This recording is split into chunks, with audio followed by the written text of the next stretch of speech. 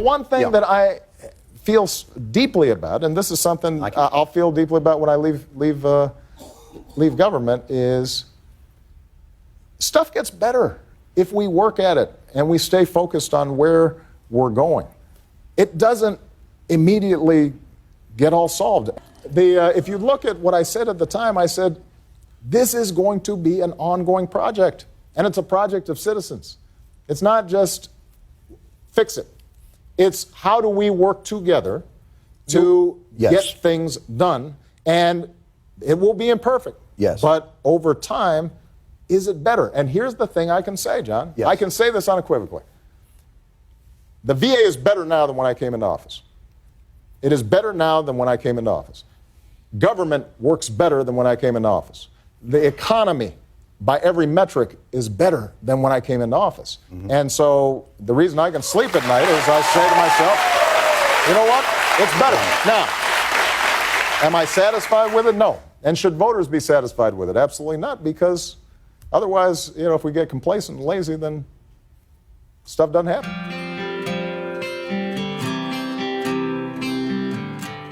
You may have setbacks and you may have failures, but you're not done. You're not even getting started. Not by a long shot. And if you ever forget that, just look to history. Thomas Paine was a failed corset maker, a failed teacher, and a failed tax collector before he made his mark on history with a little book called Common Sense that helped ignite a revolution.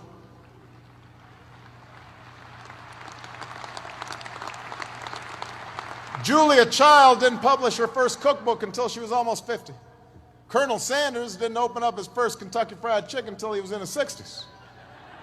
Winston Churchill was dismissed as little more than a has-been who enjoyed scotch a little bit too much before he took over as prime minister and saw Great Britain through its finest hour. No one thought a former football player stocking shelves at the local supermarket would return to the game he loved, become a Super Bowl MVP, and then come here to Arizona and lead your Cardinals to their first Super Bowl. Your body of work is never done. Each of them, at one point in their life, didn't have any title or much status to speak of.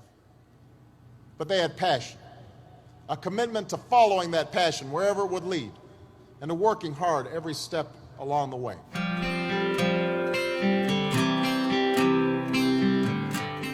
That's what hope is.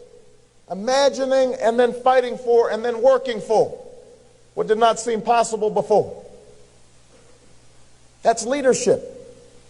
John F. Kennedy didn't look up at the moon and say, oh, that's too far. We can't go. False hopes. Martin Luther King didn't stand on the steps of the Lincoln Memorial and say, go home, everybody. The dream's deferred. False hopes. Y'all need a reality check.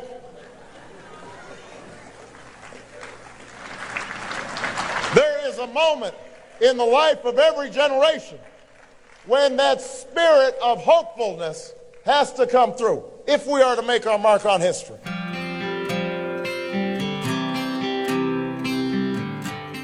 We know that too many young men in our community continue to make bad choices.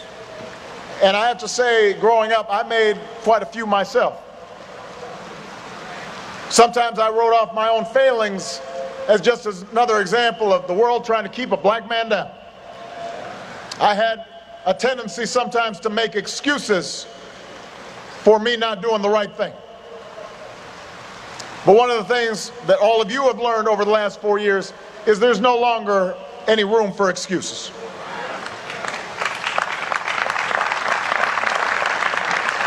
I understand there's a common fraternity creed here at Morehouse. Excuses are tools of the incompetent used to build bridges to nowhere and monuments of nothingness. Well, we've got no time for excuses. Not because the bitter legacy of slavery and segregation have vanished entirely, they have not. Not because racism and discrimination no longer exist. We know those are still out there.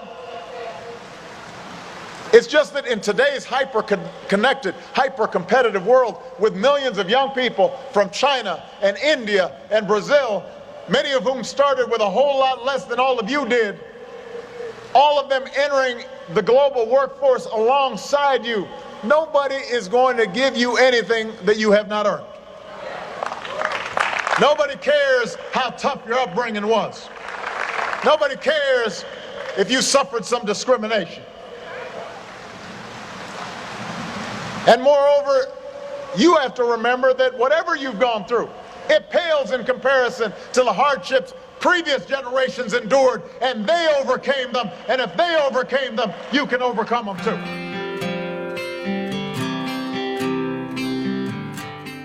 I want to highlight two main problems with that old, tired, me-first approach to life.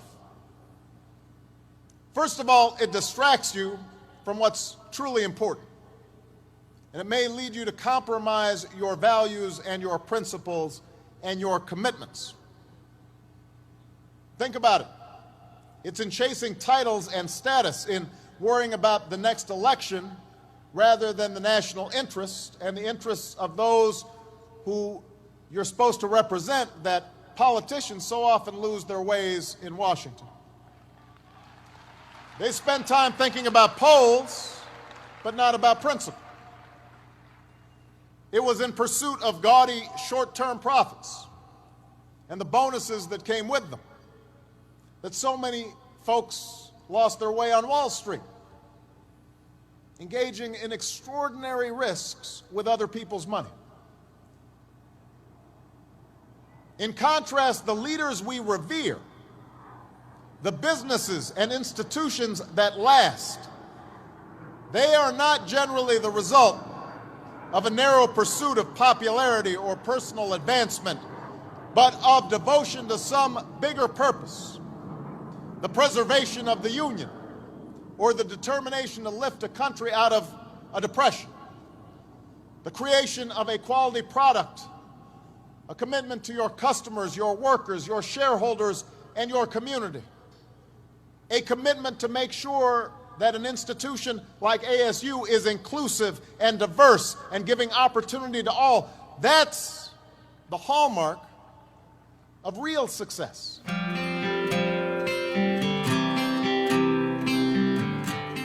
Just don't succeed in any endeavor unless you've got a team that's been supporting you. And that's part of my political philosophy. It's really based on my own experience, which was, if somebody hadn't been out there looking out for me, starting with my mom, my grandmother, my grandfather, then I wouldn't have made it. You know, it wasn't because of my brilliance or something that these things happen. It had to do with people investing in you. And so we've got to make sure we're investing in the next generation just like somebody invested in us.